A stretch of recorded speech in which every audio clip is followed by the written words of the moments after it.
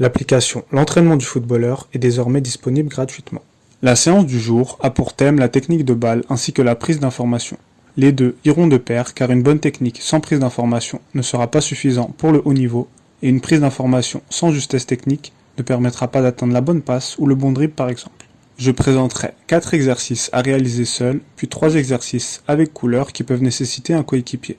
On commence donc avec le premier exercice où on disposera des coupelles légèrement espacées à gauche et à droite. La consigne ici sera de fixer une coupelle avec l'extérieur du pied, puis utiliser la semelle du même pied afin de changer de direction et de fixer une autre coupelle de l'autre pied. On devra donc fixer la coupelle droite avec le pied droit et la coupelle gauche avec le pied gauche. Le but de cet exercice sera principalement la justesse technique des deux pieds. Il permettra de beaucoup toucher le ballon et donc d'être plus serein balle au pied. Il nous aidera de même à gagner en vitesse d'exécution et en légèreté. Cela se reflètera par une technique plus fine et plus fluide. On fera une fois le slalom, on se replacera ensuite en marchant, puis on recommencera 2 autres fois. Ceci représentera un tour, on prendra ensuite 30 secondes de repos et on fera 6 tours au total. Pour le second exercice, on placera 2 coupelles à environ 3 mètres d'intervalle. On devra ici faire 2 fois le tour d'une coupelle, puis se diriger vers la seconde et faire de même. On fera ici aussi 3 tours d'affilée, puis on prendra 1 minute de repos pour 4 passages au total.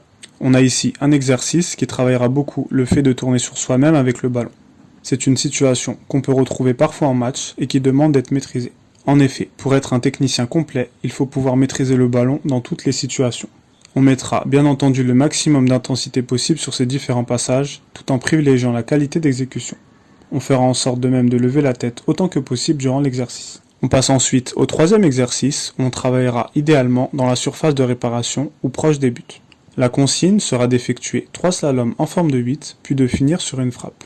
Le slalom en 8 consistera à positionner 2 coupelles, à effectuer une première boucle puis une seconde.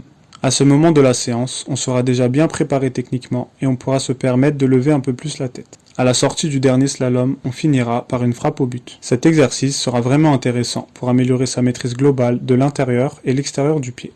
Il pourra de même être demandé en détection dans les catégories jeunes afin de tester la maîtrise technique. On fera 6 passages sur cet exercice avec 30 secondes de repos entre chaque.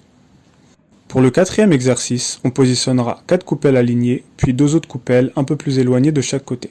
On devra cette fois-ci décaler et bloquer le ballon à plusieurs reprises, puis faire une touche intérieure, suivie immédiatement d'un passement de jambe et d'une poussée de balle de l'autre pied.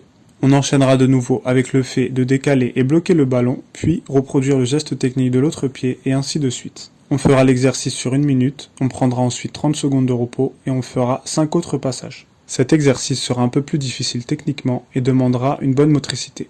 Il ciblera principalement la maîtrise des deux pieds avec toutes les surfaces du pied. Il conviendra de caresser le ballon et de ne pas le pousser trop fort pour ne pas en perdre le contrôle. Pour le fait de décaler et bloquer le ballon, on utilisera essentiellement la semelle. On passe à présent au cinquième exercice où on utilisera aussi les slaloms en forme de 8. On mettra ici une couleur pour chaque duo de coupelles.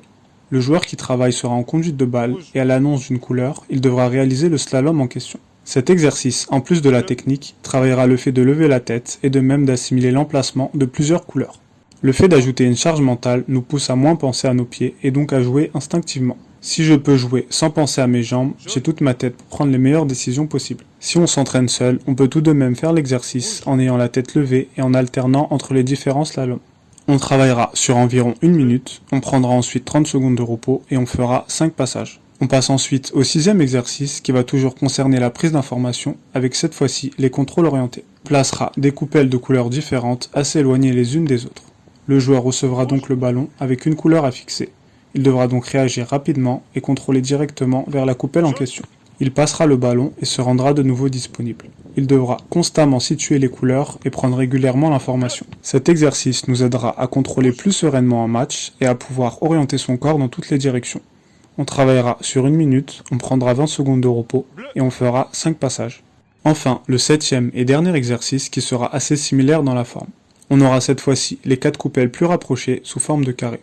On effectuera une passe contre un mur ou à un coéquipier, on annoncera ensuite une couleur et le joueur devra la contourner. Cette variante concerne plutôt les petits périmètres et demande une technique fine.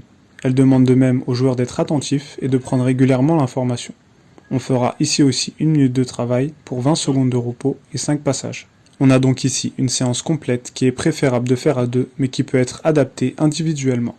Elle demandera un bon niveau technique et une bonne concentration pour adopter tous les bons réflexes de prise d'information, comme le fait de lever la tête ou de regarder régulièrement autour de soi par exemple. C'est déjà la fin de cette vidéo, je t'invite à liker, commenter et partager si elle t'a plu. Abonne-toi et active les notifications pour ne rien rater des suivantes. Et d'ici là, je te dis à très vite pour d'autres contenus sur l'entraînement.